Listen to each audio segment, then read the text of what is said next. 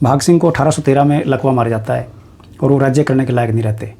सारा जो राज्य का कामकाज था वो फतेह सिंह देखता था, उनका बेटा। क्योंकि प्रिंस प्रताप सिंह को अंग्रेज पसंद नहीं करते थे। प्रिंस प्रताप सिंह विद्रोही स्वभाव का था और वो ब्रिटिश को पसंद नहीं करता था, और ब्रिटिश को इस बात का पता था। भाग सिंह ने अपनी वसीयत भी लिखवाई, उसमें यह भी कहा है जो राजा बनेगा वो प्रिंस प्रताप सिंह बनेगा। लेकिन अंग्रेज़ों के सामने जो वसीयत रखी गई लकवे के बाद, तो उन्होंने उसके मानने के लिए मना कर दिया, भाई ऐसा नहीं हो सकता, जो राजा बनेगा वो फतेह सिंह ही बनेगा।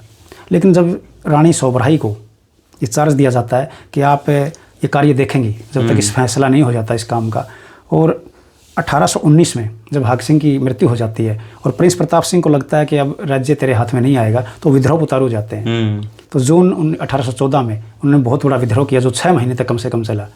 एक रात उसने दिल्ली के किले पर हमला किया और किलेदार और रानी सौभराई और जैसी राम इन तीनों का कत्ल कर देता। वो उस दिन सौभाग्य से फतेह सिंह किले में नहीं थे, नहीं तो वही मारे जाते। और ये जब फतेह सिंह को इस बात का पता लगा, उन्होंने ब्रिटिश से बात की, वहाँ से फ़ौज मंगवाई गई दिल्ली से और कहा गया वैसे प्रिंस प्रताप सिंह को किसी तरह गिरफ्तार कर दीजिए।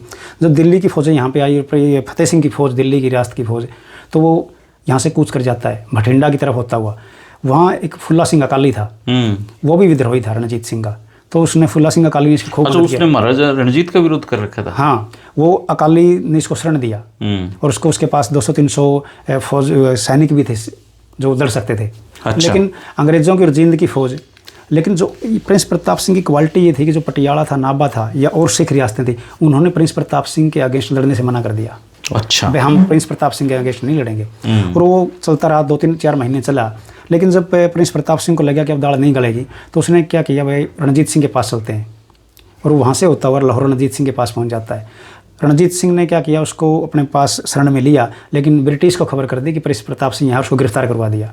1816 में उसकी डेथ हो जाती है दिल्ली में जब कैद था वो, और राजा बनते हैं फतेह सिंह। फतेह सिंह ने कोई खास नहीं किया, 3 साल ही राज कर पाया।